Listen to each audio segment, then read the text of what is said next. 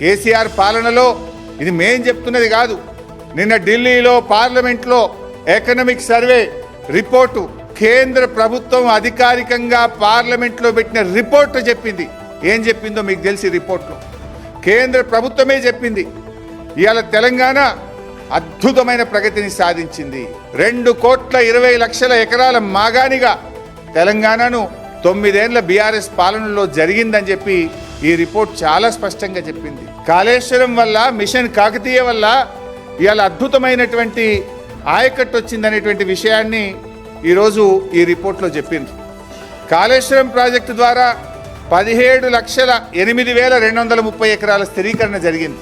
Machine Kakatiya ద్వారా 15 లక్షల ఎకరాల స్థిరీకరణ జరిగింది.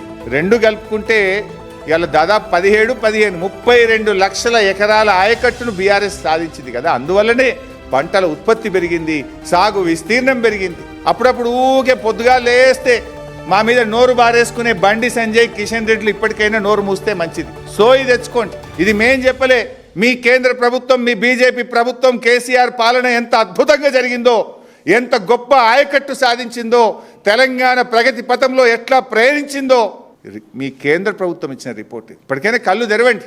అనవసరంగా బీఆర్ఎస్ మీద నోరు బారేసుకోకండి. This is the work we have done.